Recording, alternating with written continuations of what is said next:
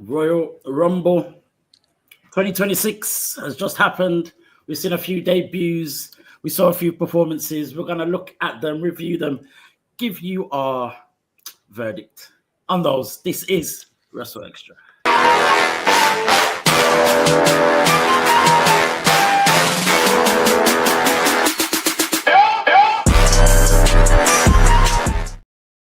Yo, yo, yo, yo, yo. This is a Wrestle Extra. I'm your boy, A Dazzle. Mex decides to jump in, making an interference just as we start. WWE style. Classic. I love it. Surprise entrant into Wrestle Extra. Yes. Come through as masked man. I love it. We are here, people. I'm your boy, A Dazzle, of course, the Black Wrestling Advocate, joined by my trios team. I almost said tag team, but trios team, which is Mex, the WrestleManiac, if you will. And of course, the professor, say his name, he shall appear. It is Gerard Bonner. Boys, let's just get straight into this straight away, because the first man that entered the Royal Rumble was our guy, OBA FEMI, the former two-time NXT champion, former North American champion. All of these things. We saw the vignettes. We had the announcement before the Royal Rumble. And that's going to be my first question to Gerard. Mm-hmm. Do you think that it was right for them to announce that OBA FEMI was going to be in the Royal Rumble before it actually happened? So I don't like that they announced it. I really wanted it to be a surprise. But I guess they did it because there had been so little announcements about who's in the Rumble, what matches are happening, that I guess they felt like they needed a draw. But I think that would have been far better to have had him come out, same position, doing the exact same thing, which I called, but as a surprise. That would have been, I think, that much better. And Mex, on his performance, he comes in at number one, takes out 5 men throughout his time in the match. I believe it was about 39 minutes, just over 39 minutes he was in the match. What do you rate the performance? Because we were saying on the show, I think it was 2 weeks ago now, that, you know, the best thing for him to do would be to come in and have a very similar Royal Rumble to that of Brock Lesnar a few years ago, when he took out, 12, 13 guys in a row, all that kind of stuff. Do you feel as though the performance of OBA FEMI was enough to let the people know what this guy is about? Yeah, I think the performance definitely was enough, as well as the performance, just the overall presentation of him. Him entering number one, or even if it was to be a number two, would mean you get your full entrance and all the pageantry that comes with it. He got pyro on arrival, and I think that all counts to really make the audience, who even the Saudi audience seemed very familiar with him and what he was about.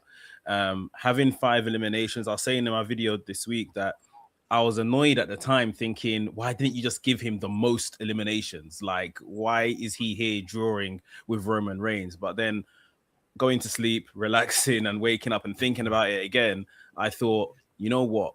If his name is going to be synonymous with Roman Reigns for the most eliminations in a Rumble in 2026, then he's in good company. His name it's happened now. It's in history. He has the most eliminations, tied with Roman Reigns.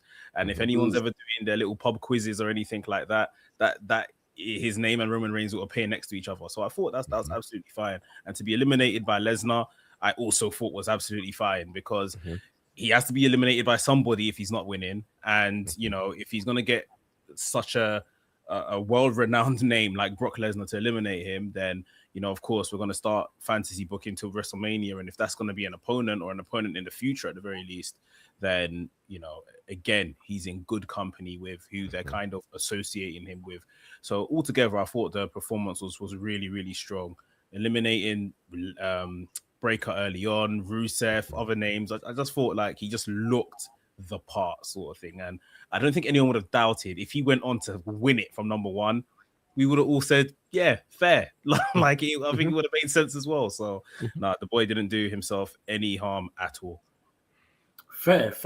So with that said, you're suggesting then that there wasn't anything that could have been done better, anything that could have been done different, even with his face-offs with Brock Lesnar. Do you think it kind of all went how it probably should have gone, or would you have done anything different at all?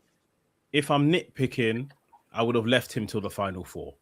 I think that has been the last cherry on the cake to cement this is a super major player. Like, he is coming at number one. He is still here with 4 men left. And obviously with the 4 people left in the ring at Royal Rumble, you always know it's like these are really big names now. Like, who's going to win from this point forward? That's probably the only little thing I would have changed in the overall performance. But I think they pretty much nailed it on the night. Gerard, do you agree with all of that? Yeah, I agree. I mean, I think, and I think when I mentioned this a couple of weeks ago, I said he didn't have to win it, and we don't expect him to win it. Had he gotten to the final four, it would have been even better, but he was so dominant. And that was the thing. Like, he had a presence before, but what I think this also did was it took us out of saying this is an NXT guy to saying this is a full-on WWE superstar. I know there are people who still want to call NXT developmental. I think the way that guys like Trick Williams, Javon Evans, OBA FEMI have been received right from the top internationally says to me this is not a developmental brand. It's getting all over the world, and it's working. So OBA FEMI came in, and he stood toe-to-toe with the biggest names on Raw and SmackDown and threw them around. That's what he needed to do. So to me, that's what the Royal Rumble was supposed to do. I think sometimes people think if the only way to have a star-making performance is to win. Wrong. This did what it was supposed to do for OBA FEMI, as we ultimately saw on Monday Night Raw last night. So we saw him on Monday Night Raw. Of course, he came out and took out the War Raiders. And I've just seen a clip, actually. I believe it is Santi's at, he was watching the show and whatever else. And he made mention that when Brock Lesnar first came into the WWE on the main roster, one of the things that he did was destroy all the tag teams for, a couple of weeks or whatever else. Are we seeing history repeat itself? Do you think that was done on purpose? Well, I'm going to counter that and say this. If we remember the first time Brock Lesnar showed up, he showed up beating one person up, and Paul Heyman was behind him and the like. So I think there's very much a dominant Brock Lesnar feeling we're getting here, but I'm going to argue that it's bigger. And why I argue that it's bigger is Brock came in, of course, with the whole pedigree of, NCAA wrestler, all of that type of stuff. Here it is. So he had clear wrestling experience before he came in. OBA FEMI he's a shot put guy. He's a track guy. And he has come in basically 3 years, dominated NXT, and he just came in and dominated the biggest guys on the WWE roster. He's a monster. And I think this is honestly bigger and better than what we've seen from Brock, just because of the pedigree of OBA FEMI. And Brock we never got to see Brock do this in OVW. It was never shown to us. We didn't know.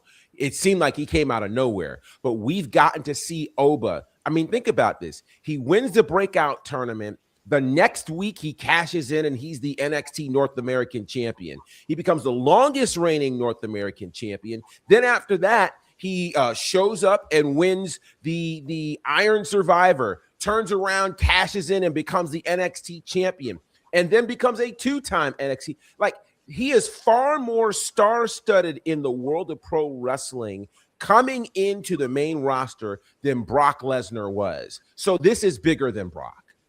And I agree with that because as well, you say about NXT not being developmental anymore. The guys that are coming in, we even had a whole little segment in the Rumble with Javon, Trick, Oba. Everyone knew who they were. Yes. Whereas if that were to happen with, Carmelo and Bron Breakker, it wouldn't have been the same, or it wouldn't have the same feeling. In saying all of that, we saw Javon Evans. He had the longest time in the Rumble, just a minute longer than OBA FEMI at 40 minutes, I believe, just over 40 minutes, I believe it was. Do you feel as though that his performance was a showcase of his abilities and the way that the WWE see him, Max?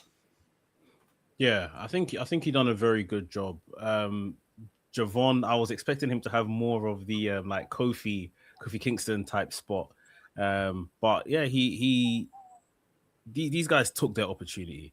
They took the opportunity and they put on a really good showing. And by all reports and stuff now, the likes of OBA FEMI, Javon Evans, and Sol Ruka as well, they're getting high praise for kind of being put in an environment which, if we're being frank, they have never been in before. They've never done anything like a Royal Rumble, and the intricacies that must be part of a Royal Rumble, especially like a Sol Ruka who went right to the end. So to kind of come out the other side, be getting high praise from the bosses and stuff like that.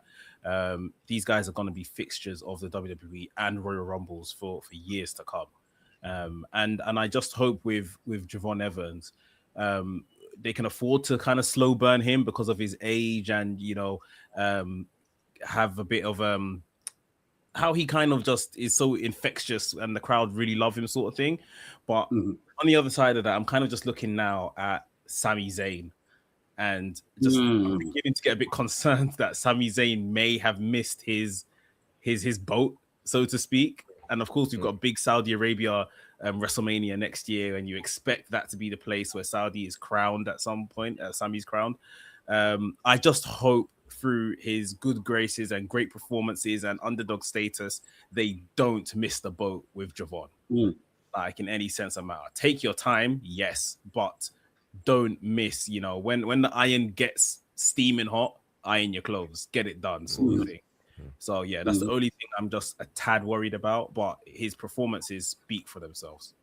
A slightly lesser exceptional performance from Trick Williams, but at the same time, he was eliminated by the former undisputed champion in Cody Rhodes. Do we see that having any kind of playing any further part in what happens on SmackDown, or do you think that Trick's performance is almost in contrast to his first couple of weeks on SmackDown, Gerard? No, I don't. Again, I think what's so interesting here is there are so many intricacies and so many ways, so many things to be accomplished inside this Royal Rumble.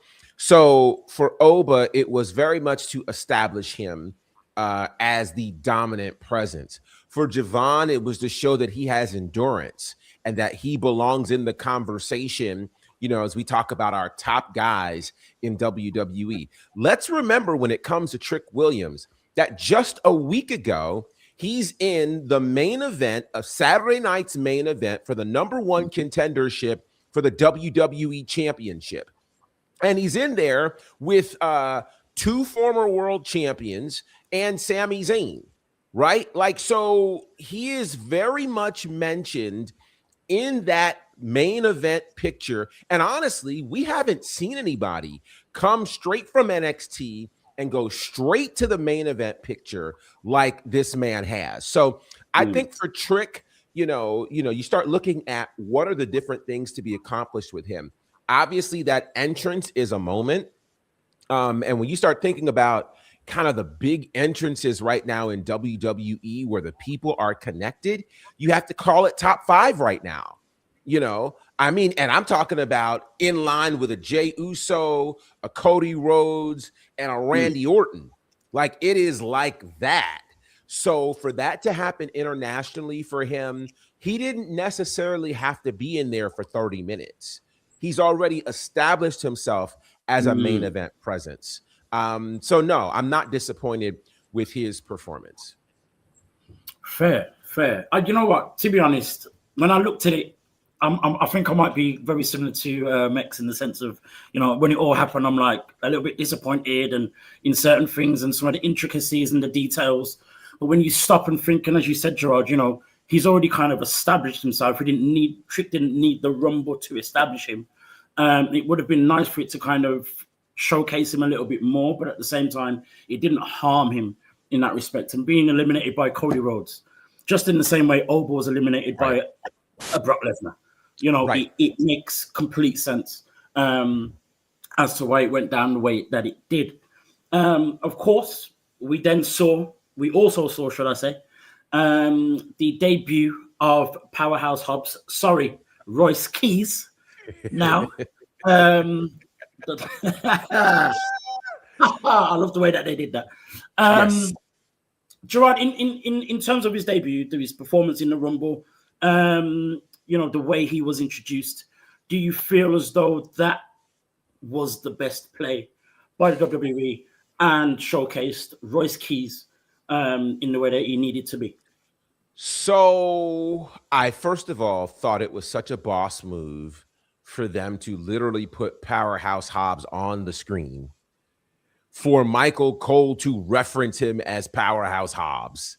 And then they switched to his name, Royce Keys. I thought that was such a boss move. I mean, they didn't do that with Ricky Starks. They didn't do that with Mariah May. They haven't done that with any of those guys who have come over and taken on new names.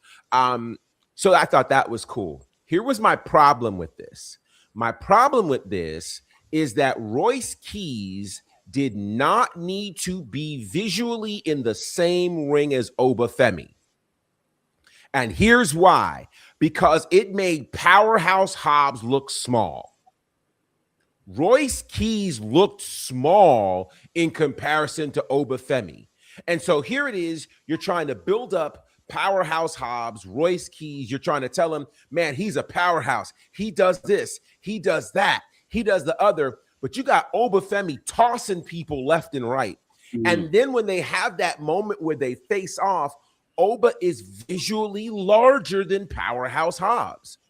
So in my mind, I'm like, Powerhouse Hobbs is now not as big as Oba. He's not as big as Brock. And honestly, if you put him side by side, he's not as tall as Trick Williams.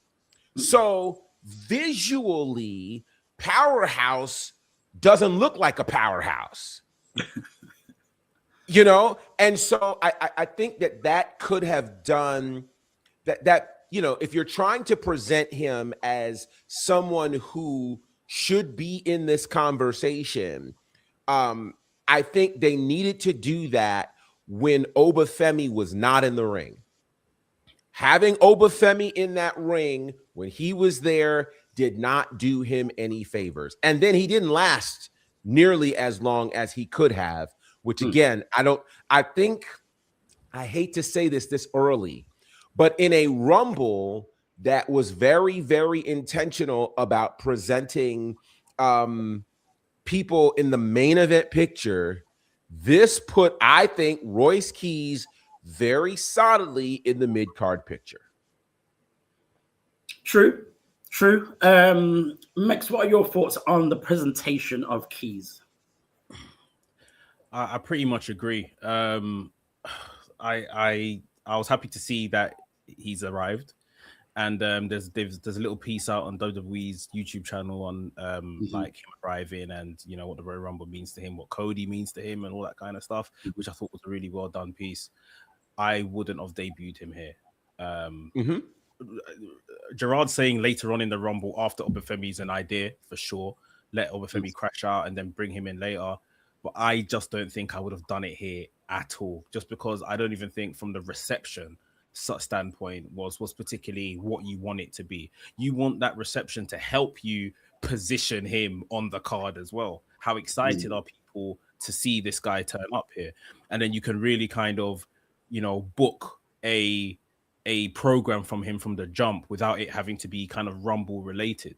We never saw him on Raw. So the chances are he's showing up on SmackDown this week. Mm-hmm.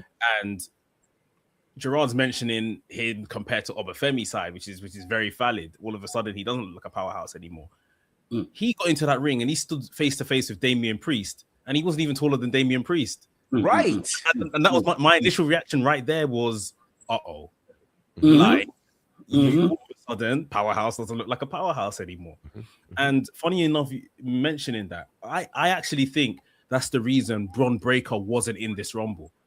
Because there are a lot of guys that obviously they're trying to sell us heavy on Bron Breakker right now, but there's a lot of guys in this Rumble that are physically bigger than Bron Breakker that won't make him look like the guy they're trying to sell us on. And then funny enough, they basically done the exact same thing with Powerhouse Hobbs or Royce Keys. So yeah, I'm happy to see him there. I don't think this should have been the place to debut him. Put him in like a impactful segment on SmackDown. Damian Priest is looking to move on from Aleister Black and all of that, and he can come out and cut a promo about how I'm looking to get back to the world title, and then Royce Keys makes his debut and then says, I'm here for the title as well. You're not getting there before me. And then, okay, cool, we're off to the races in that way. I wouldn't have done it here personally. And then, yeah, the actual performance in the Rumble was a bit uninspiring. So, yeah, hopefully, it's not too much of a downer. And, if it is going to be SmackDown for him, he can just pick up and hit the ground running. I think I think they tried to do this, but still kind of got it wrong.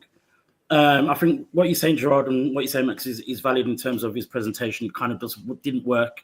Maybe they could have debuted him on SmackDown as opposed to the Royal Rumble itself.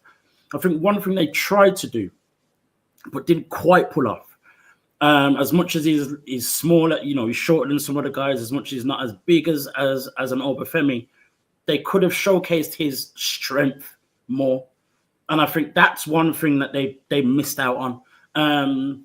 You had the likes of a Bronson Reed in there, could have picked him up and, World's Strongest Slam, something like that with him or something along those lines. As you guys are talking, so many questions are coming into my head and thoughts and theories about this whole thing of comparing Keys to OBA FEMI. We do it naturally. We try not to do it and try and, there were the days back in the day when, there was only one person, only one black guy in each promotion, all that kind of stuff. But then when we get more, we naturally compare them in the same way that Mex even mentioned Javon Evans and Kofi Kingston. We do it naturally. But then you've got Bronson Reed, Roman Reigns, Jey Uso, Jacob Fatu, all in the same match. But none of us would say anything of that, about those guys. What do you think is the difference there?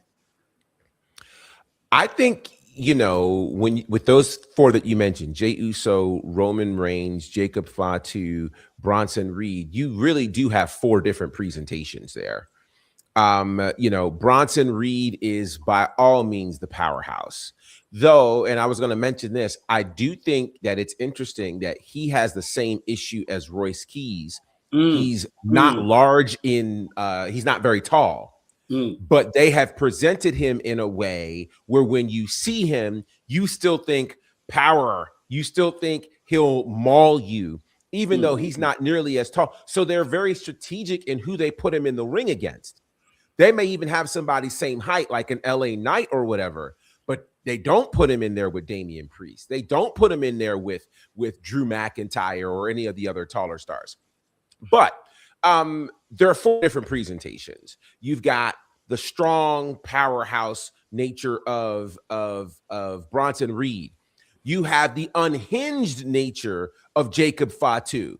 You have Roman Reigns, who is the veteran, who is slimming down, and it's like you've got history and legacy with him. And then Jey Uso is the everyman kind of guy, right? So you have four different presentations that people can latch onto. Jey Uso's got the entrance, and so everybody's going to yeet and do all of that stuff. We're going to hear Tsunami when it comes to Bronson Reed. We're all going to be like, yada, yada, I mean, you know, with Jacob Fatu. And with Roman, we're putting our fingers in the sky. So each of them have very different presentations that we can relate to, such that we wouldn't compare them to each other.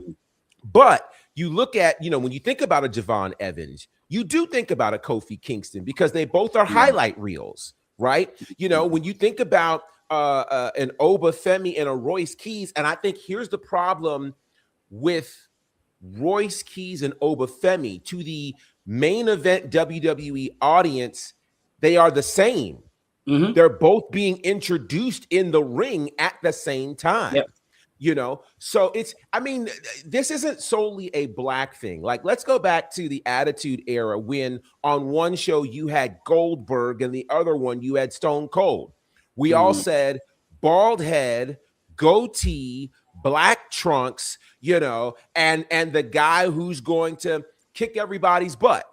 Okay, so now we want to see them against each other. It's more the same archetype versus it being the same ethnicity per se. We're seeing the same type of presentation, and I think that's what we're getting when it comes to that. And considering that we have proven that obviously we as people of color are not monolithic, that we can deal with varying presentations. The argument here isn't can we only have Trick Williams or Javon Evans on our show? Not the argument. The argument is, if we have two of the same, one of these are not necessary. So they're going to have to figure out how we put a line of demarcation between Oba Femi and Royce Keys. If not, Royce Keys is going to be the one who loses here, because the audience is already connected with Oba, and they have fed Oba all of these massive guys. Who do you feed to Royce Keys? Which is why I say Royce Keys needs to be in NXT. But the problem there is you got Keanu Carver. Right. Like, I mean, this is what I was referencing a couple of weeks ago. This is going to be an uphill battle for Powerhouse Hobbs, not because he's not good. Sorry, Royce. Not because he's not good, but because of the environment that he's in. And because now you have this influx of all of this talent. How do we differentiate him? That's going to be the question. Max, do you feel as though just having, you know, Oba and Keys simply on separate brands would be enough, or do they need to do more with Keys in order to differentiate him from other guys like an Oba Femi and like a Keanu Carver, who's now on NXT? Yeah, I think at the end of the day, we know character is everything. And this is the one thing that I'm just completely enamored with Oba Femi at 27 years old. This boy knows his character. He knows exactly who he is, and he believes every second of it. And this is what I guess even with a Bron Breakker, they're not quite there yet with. Like, beyond him being a Steiner and all of this stuff, who is this guy? Now, I feel like even in the last few weeks of what we've seen from him, Keanu Carver is almost, you know, going into that archetype that Gerard mentioned of being unhinged. Like, he is definitely someone that is like, okay, this guy is very crazy and can do anything at any moment, sort of thing. Powerhouse Hobbs is almost like, even from his time in AEW, a gentle giant somewhat. Stays quiet, minds his business, reads the room, but can turn up and turn it on when need be, sort of thing. But with that scene right now on SmackDown, if we're assuming that's where he's gonna land, especially the likes of, we're seeing someone like, who very well may be his first feud in Damian Priest. Damian Priest hasn't got a lot of anything to do. And Damian Priest is like, what, a year or two at this moment removed from being a world champion. And he has like basically nothing to do right now. And not, you know, they're just not really booking him in a convincing way. Definitely one of the former champions. So he definitely does need to establish some level of character.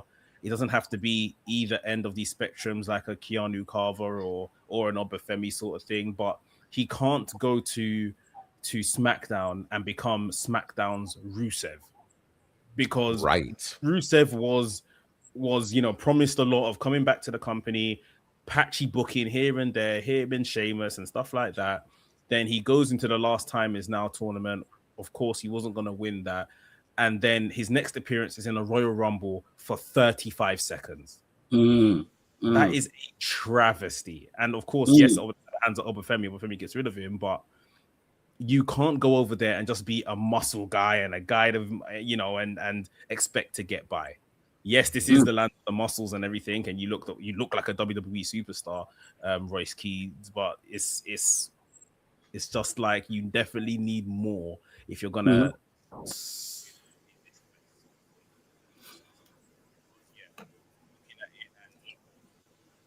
With white men, let me just say, the boardroom looking at it, they will see, well, we really our own version of this guy, and that's OBA FEMI, and he came through our system and he's doing the job and everything like that. They would choose him ahead of time. So yeah, it's going to be very interesting to see if he can find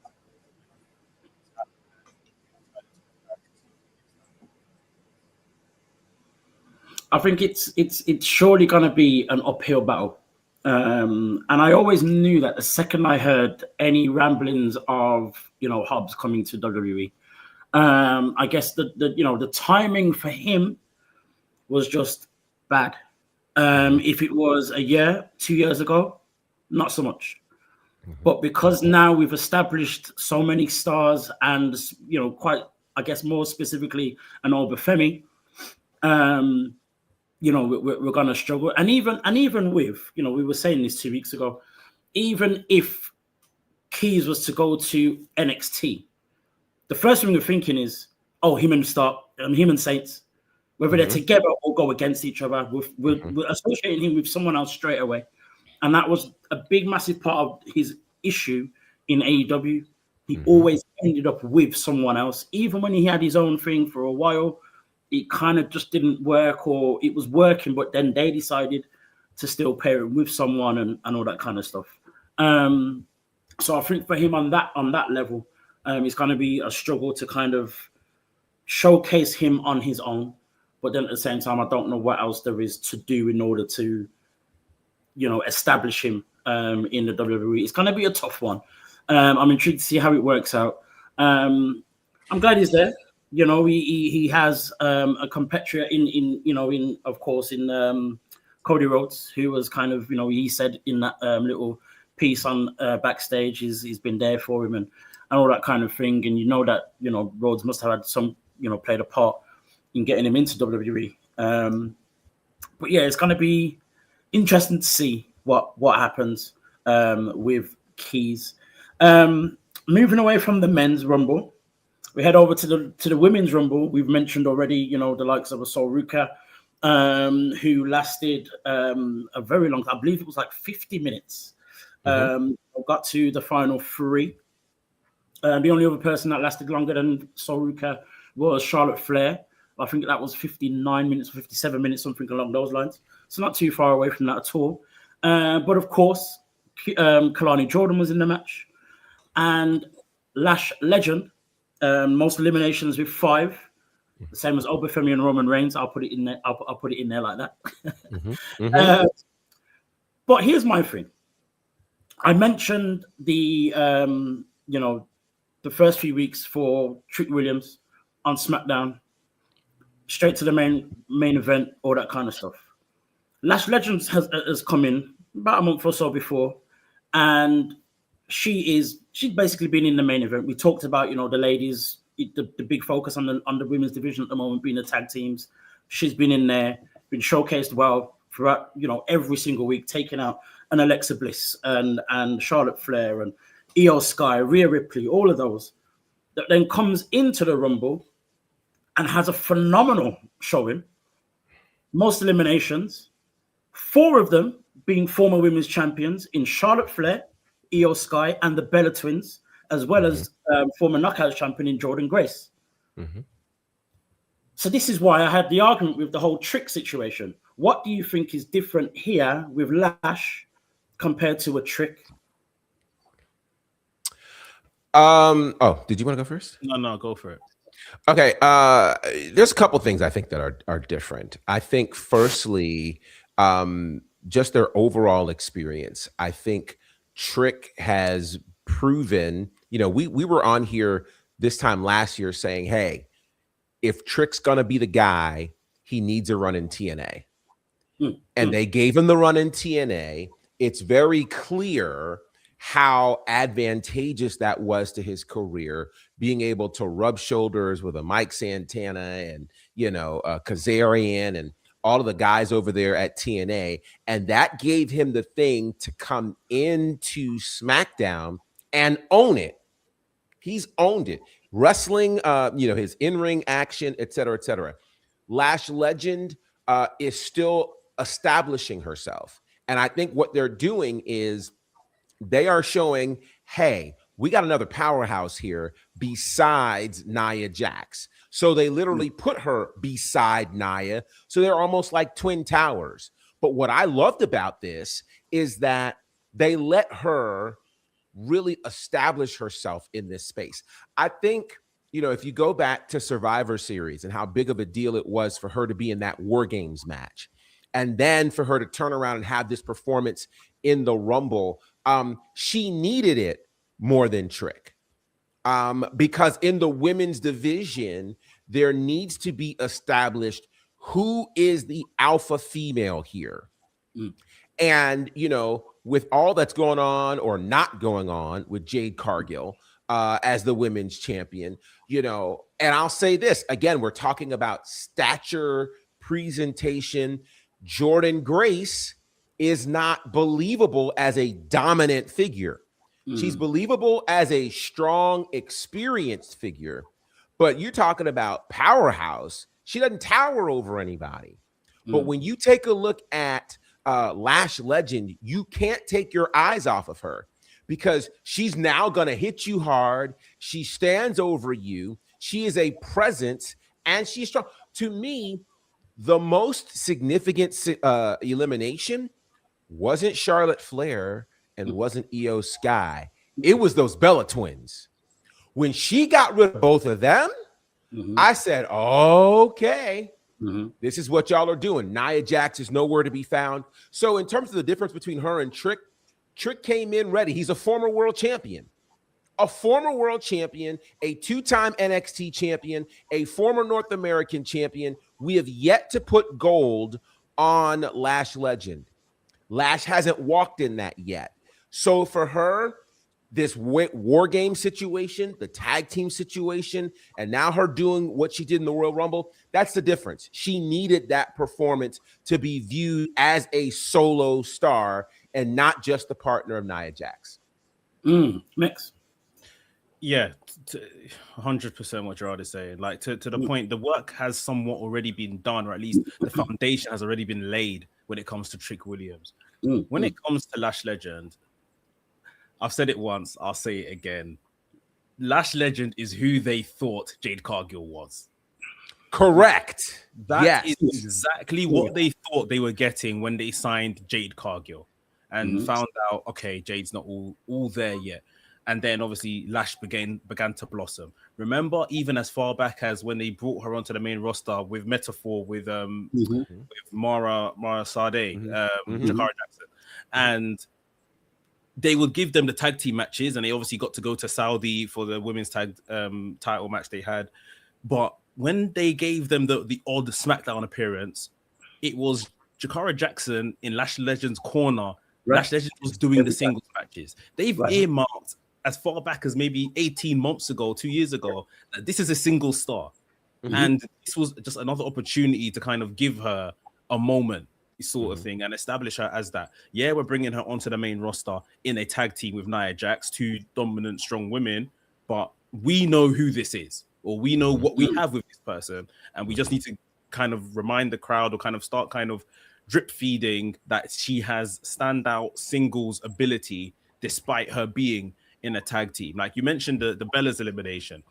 The elimination I'm going to remember is the Io Sky one. Io Sky clinging onto her leg for dear life and her leg coming down on Io Sky's chest like a hammer and Io Sky landing on the ground, lying there on the apron, posing up. Yes, Lash Legend is like she's here, and I definitely feel like it's just a matter of time. You know, she can buy it. Like, they're gonna need to start setting up some of those tag teams very soon. Oh, your mic's gone. Can you hear me now? Yeah. Can you hear me? Oh, kind of. It sounds far away. I don't know what happened. Yeah. It's weird. Hello. There we go. There we go. Yeah. Sorry, I'm also up with this mic. But yeah, I was just saying that Lash Legend is someone that they can bide their time doing tag team stuff right now. But as the women's tag division is basically taking all the single stars at the minute, she's someone that's going to come out of that tag division and probably be a star fairly quickly once they do that. As I said, I mentioned Sol Ruka's lasting performance, of course, ended up in the final three. Mex, how telling is that of Sol Ruka and how the WWE sees Sol Ruka? And do you feel as though it's now taking too long for the WWE to either put the NXT Women's Championship on her or bring her to the main roster? Which one?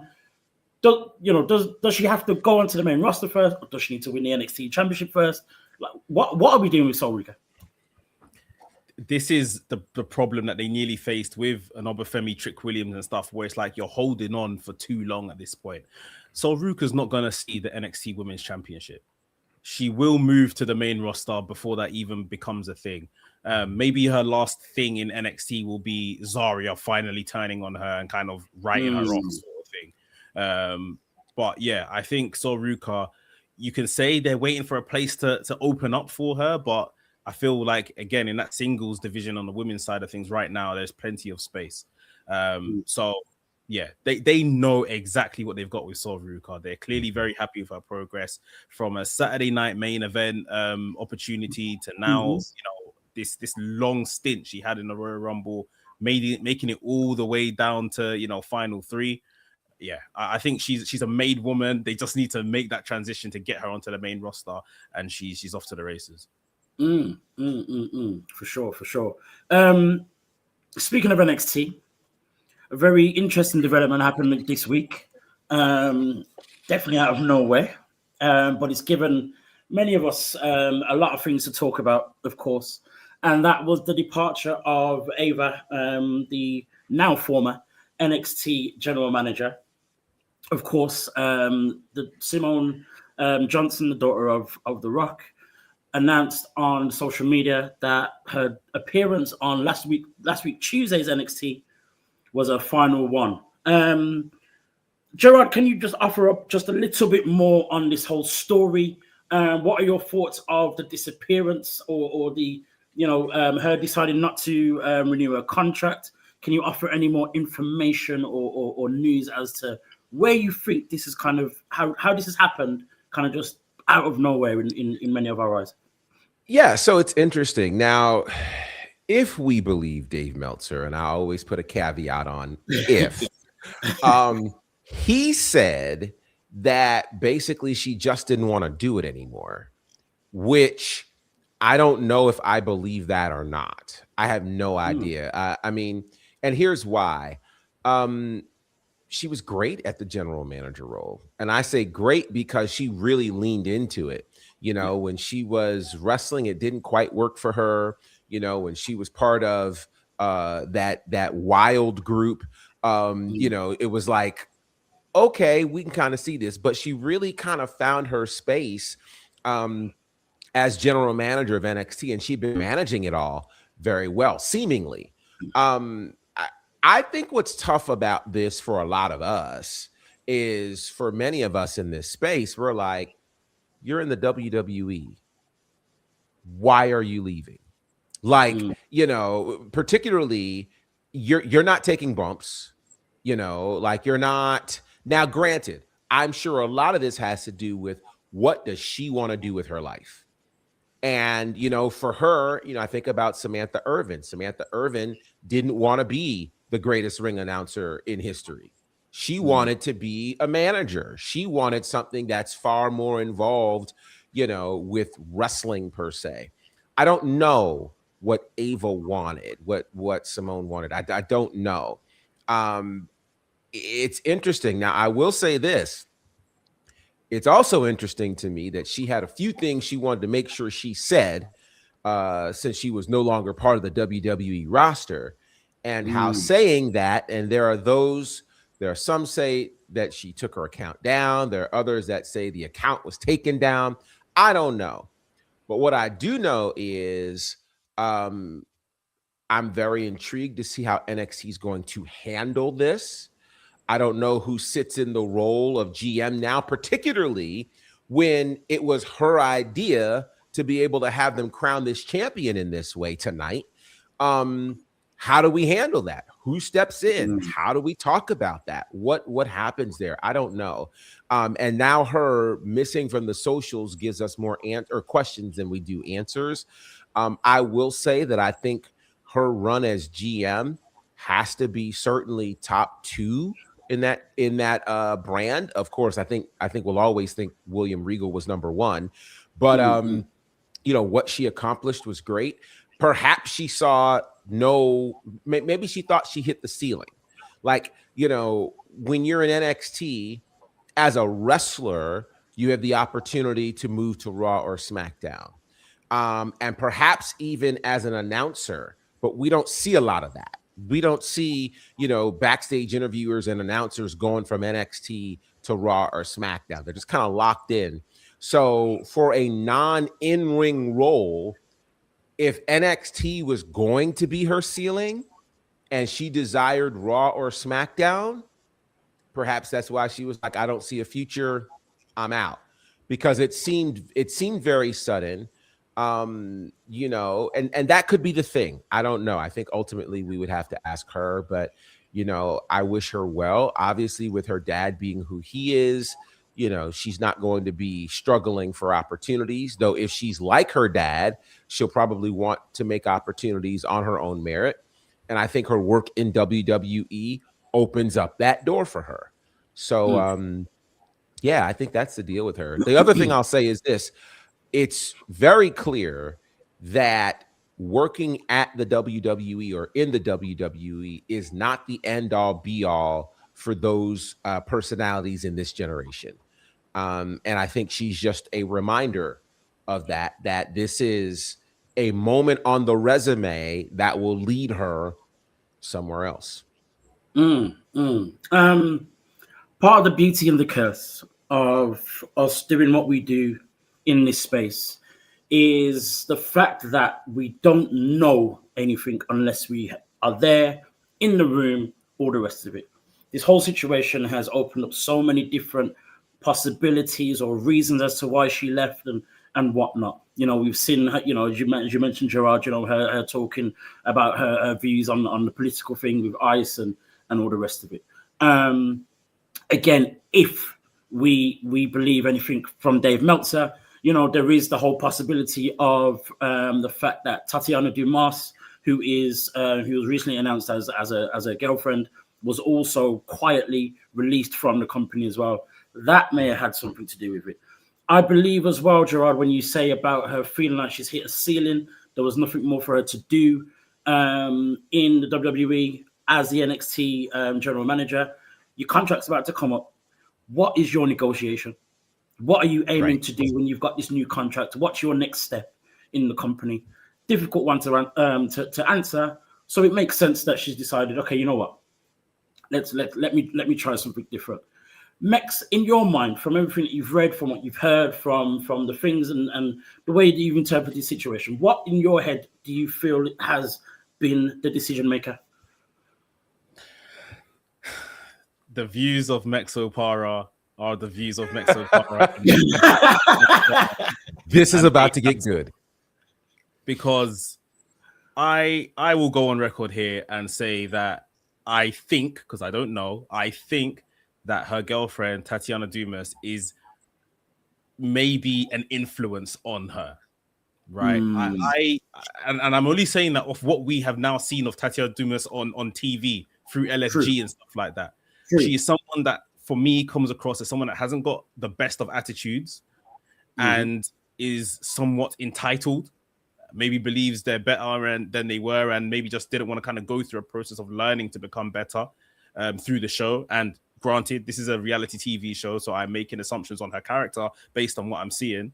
And of course, she could be playing up for cameras and stuff. But I don't see why otherwise, apart from the fact that I would say that, yeah, Ava Simone does seem like quite a free thinker, liberal person. If she's not happy with WWE and them being in cahoots with the current US administration and what they stand for and stuff like that, yes, then she may want to leave.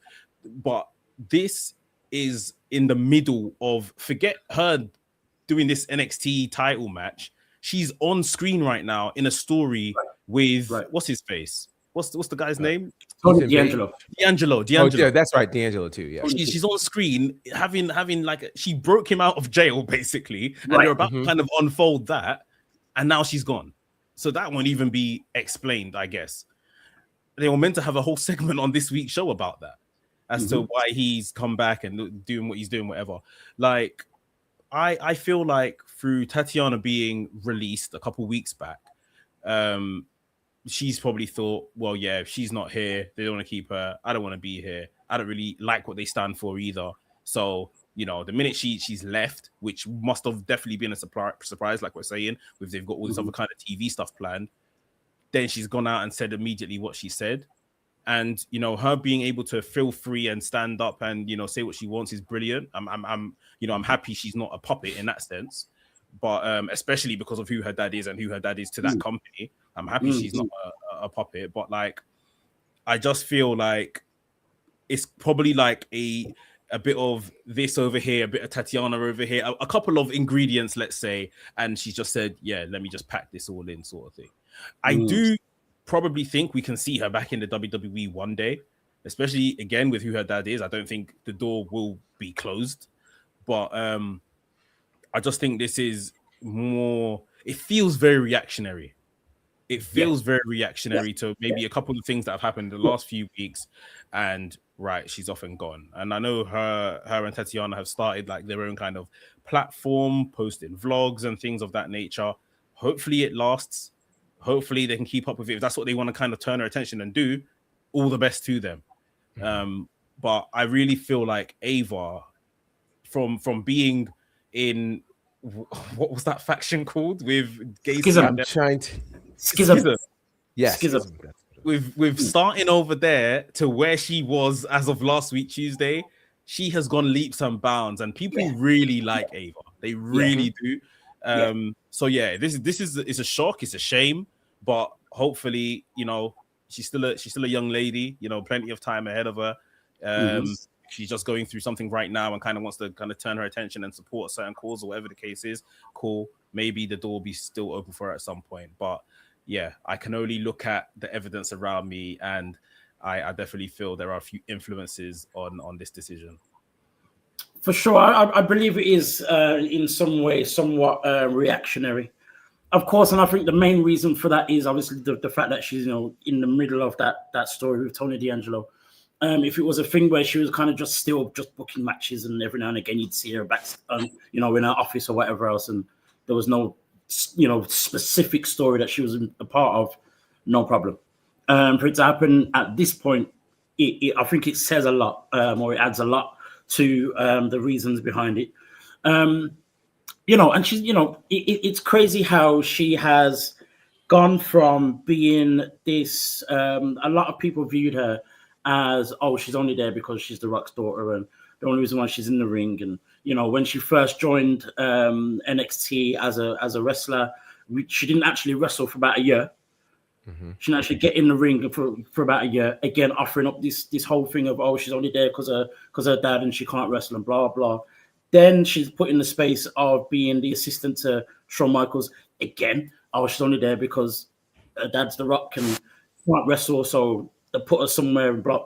But then in those years, she has grown and made that general manager's position her own. And I think it's very, you know, you can't disagree with that. It's a shame that, you know, she's now gone, and especially in the fashion that it's happened, it being so sudden. But it's interesting how, you know, we say that there's not really anywhere for her to go, but I think a time away And if she does return, there's a strong possibility, depending on maybe how many years it is or what's going on in the WWE at the time. Imagine her returning as the general manager of SmackDown. I wouldn't see her returning as the general manager of NXT. Right. Yeah. Kind of just wouldn't make sense, you know. And you know, maybe more so depending on the time away or how much time she's away. But that might be the only way for her to go to a next level if that's what she desires to do. But again, you know, she's in a position where, you know, opportunities are gonna, you know, she's gonna be thrown opportunities. She can create her own opportunities. So I think for me, timing in that respect is perfect for her to try something else. She's still very young. She's still very young, not even 30. I think she's like 25, I think. Probably younger, a little bit younger than that, around that age. Yeah, You know, she's got so much time. So, you know, again, it's a shame that it's happened in the way that it has. But I don't worry about her in terms of her career and stuff like that. We'll see what happens here. But yeah, I believe as well. I'm on the same page as Mex in terms of, you know, her girlfriend having some level of influence in the background as to her decision. You know, again, LFG is reality TV. We don't know how much of that is real, put on, all the rest of it. But at the same time, I like to think I'm a good judge of character. And there was a lot of stuff that she was doing, and I was like, really? I mean, the reality of it all is that she doesn't work for WWE Right. anymore. Right. Right. That's the one thing that we know is fact. So take from that what you will. Yeah. Exactly that. And I think that might be something to watch out for. That's all I'm gonna. That's how I'm gonna put it with that one. It's gonna be something to watch out for, and we'll see how that one develops there. But it is what it is. I'm gonna go to our last point real quickly here as well. Another person who, you know, this saga of one place to another, don't know what's going on, past events having you know, playing its part and all the rest of it, is one TREY Miguel. Of course, we talked about it a couple of weeks ago. It was, you know, on everyone's lips at one point as well, with the Rascals going and suddenly leaving TNA and going to AEW. When they eventually turned up on TV, there was no TREY Miguel. We heard all the rumors of it being something to do with things that he said in the past. And, you know, the guys at AEW, Warner Brothers, whoever it was, decided that they didn't want to see TREY Miguel on their TV show. TREY Miguel then turns back up in TNA as the final entrant in the Feast or Fired match. He gets himself a briefcase. They opened the briefcases last week on Thursday, should I say, to reveal that he will have a shot at the TNA International Championship. What is interesting about this is that the International Championship, the TNA International Championship, is now held by NXT's Stacks Lorenzo. Yeah. Gerard, what do you make of the situation, first of all? And then I'll come to you, Max, for my second question about this whole saga. Well, kudos to TNA. I think one of the real challenges with our world in general is that we have gone very heavy ever since the Me Too movement started and cancel culture was, you know, brought into space. We've gone very, very heavy on trying to make sure people are accountable for their actions, but we have not created a space for any sort of redemption. There's no path to redemption for people. So you could say something for however long you said it, and you could have made steps to say, hey, I'm different now. That's not me. I have done X, Y, Z. I've made changes. I've done thus and so. And there will always be a group of people who will look and go, that's not enough. To me, I think to myself, so you guys didn't do this research when you signed him? Like that's the last time I checked, when you get a job with most companies, one of the first things they do is a background check. Correct. They go to check to see, hey, are you an axe murderer? Like, what kind of things have you done that would not be a good representation of our brand? And you may have aced the interview, you may have impressed all the people, but if your background check doesn't come up, they don't hire you. My problem right now is AEW, why didn't you do your background check before you offered this man a contract? How dare you say he's good enough in the ring, we need him on our roster. Oh, wait, after we hired him, oh, he said something crazy. And I'll say this too. It's not like you don't currently house people who said crazy things. Do we need to bring up Guevara, right? Sammy Guevara, who said some unspeakable things that he wanted to do with somebody else who is now employed in your company. What you did was you said, we're not going to fire him.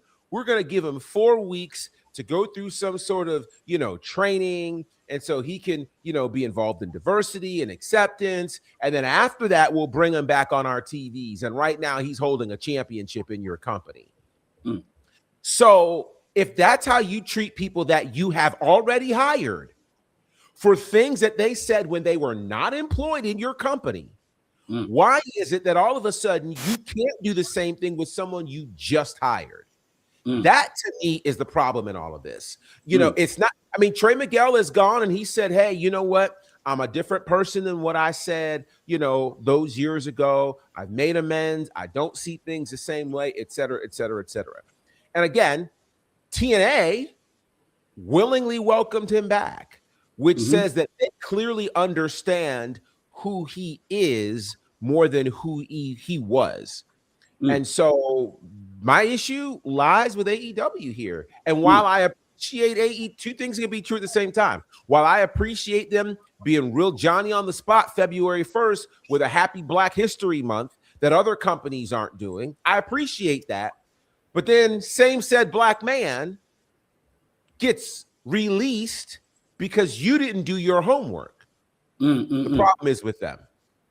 And here's the other little detail. Trey Miguel is coming in there with the Rascals, and he's being judged by what he did previously. It's interesting that another member of the Rascals was also, punished because of something that he did in the past. So why is he okay, but Trey Miguel isn't?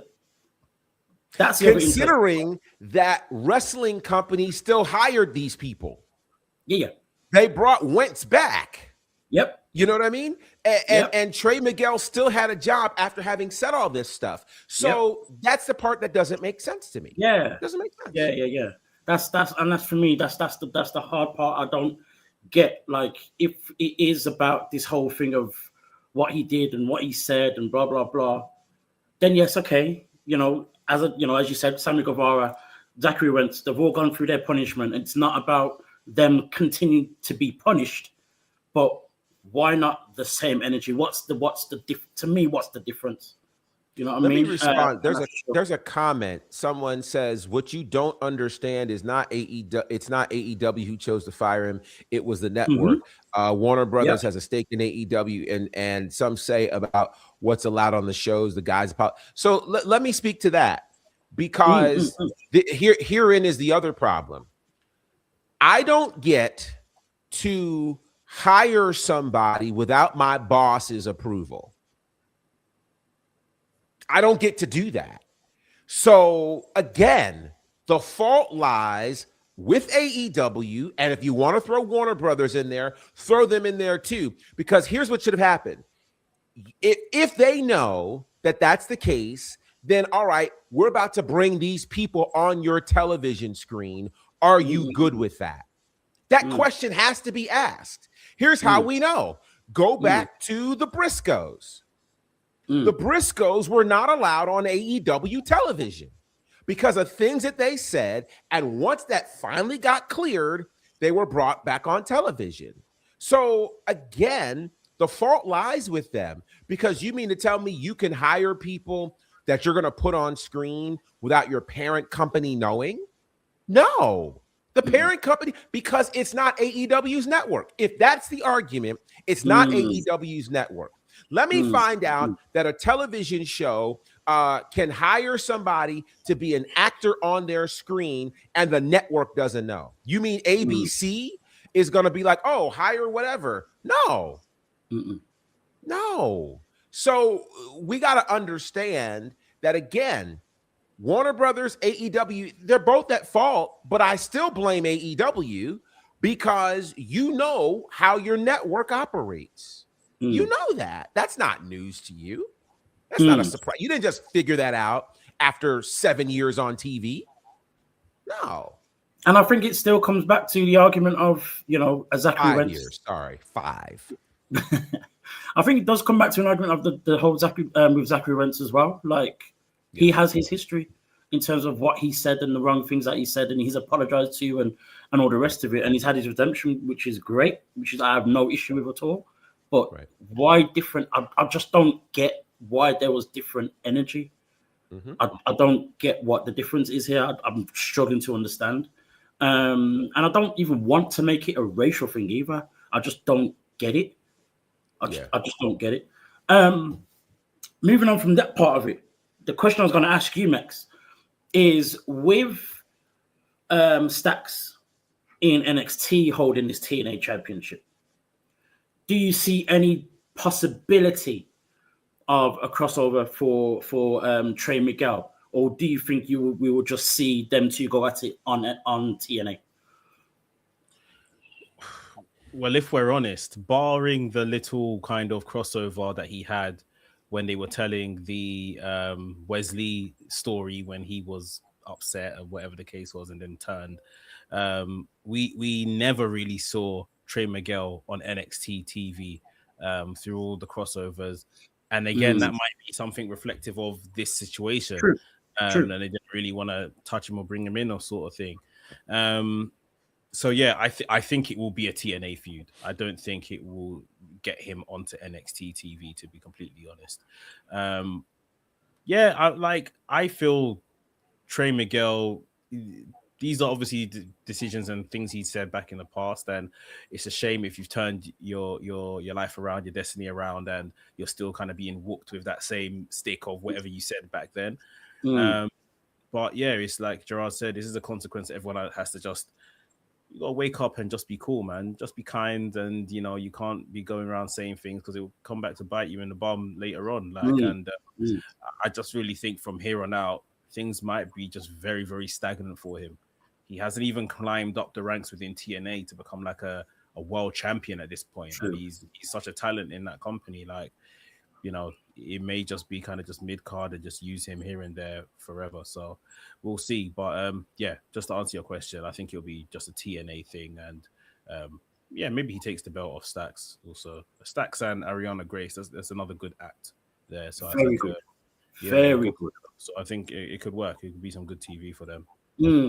What's interesting about their whole thing as well is like they're recruiting all the second and third generation stars in NXT. That could prove to be something very interesting on NXT as well.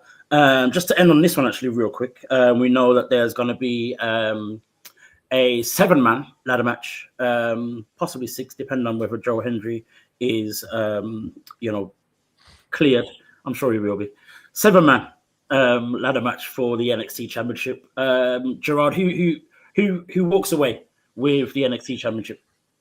Well, it won't be seemingly the obvious choice of Ricky Saints. I think they have a very interesting opportunity here. They have an opportunity to give someone super young the ball. They could give that to, you know, a Jackson Drake or Sean Legacy, which I think will be great. Keanu Carver is way too unhinged to be the NXT champion. Way too unhinged. I honestly think tonight the new NXT champion will be Joe Hendry. That's a fair shout. I mean, here's the thing. The NXT champion at this point needs to be somebody who's experienced.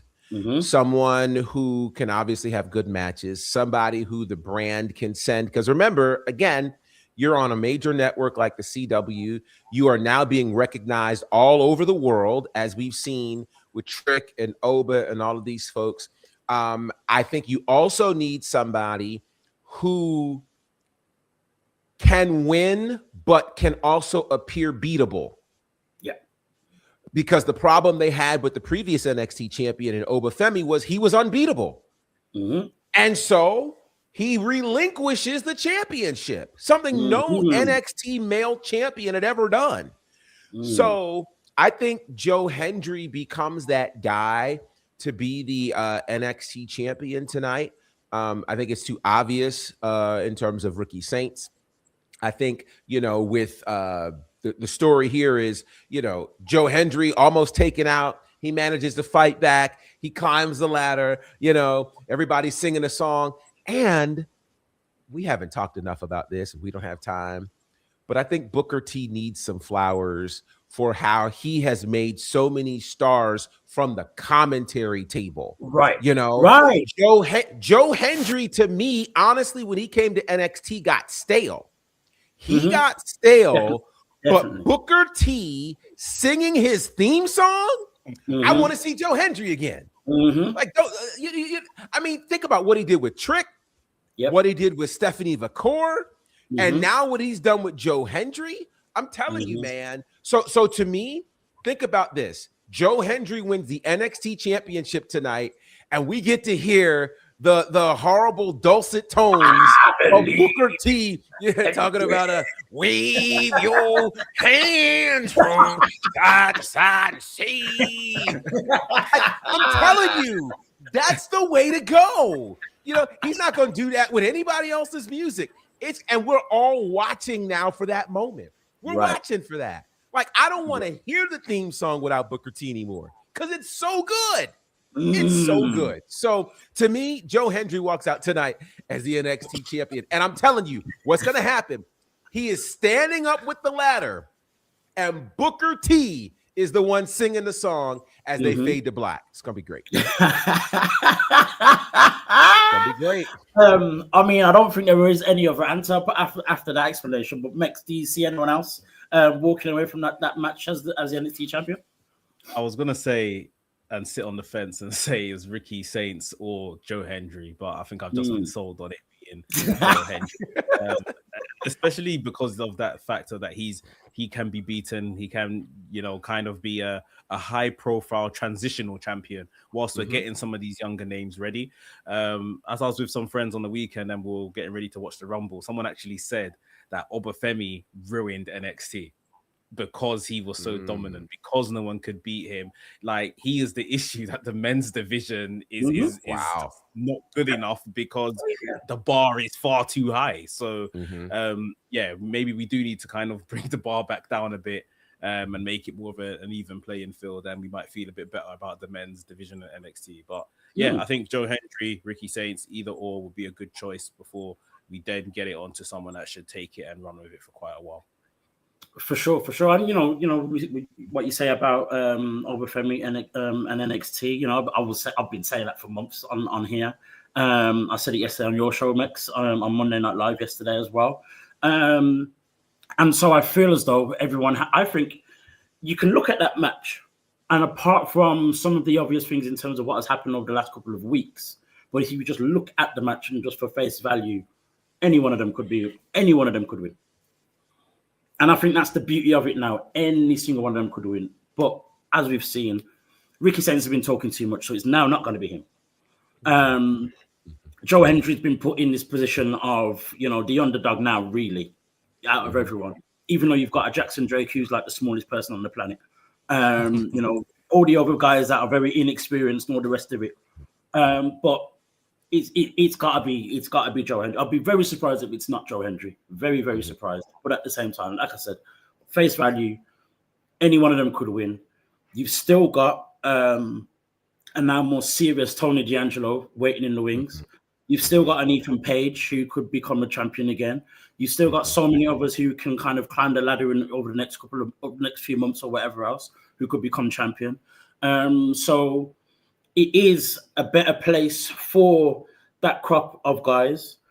But there is still an argument of, okay, so are these crop of guys a level lower, or was OBA FEMI really just that good?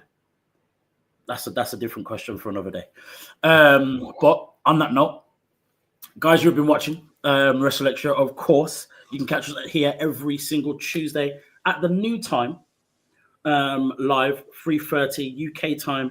Work it out wherever you are. If not, just find us on YouTube when you can. Gerard, where else can they find you, my good sir? You can find me at Bonafide across all of the social spaces. You can check out my podcast called Bonafide Conversations, which is available wherever you get your podcast. I'm actually talking about things other than wrestling, believe it or not. So you can definitely check that out, and more fun things to come. I've got some new video series coming this month, so be on the lookout for that. It's going to be a lot of fun. Amazing mix. WrestleManiac UK on all social media platforms, and catch me on Wrestlings as well with the rest of the guys talking wrestling. Of course, guys, and you can find me, of course, as well on Instagram, Black Wrestling Lights, and we'll see you again next week.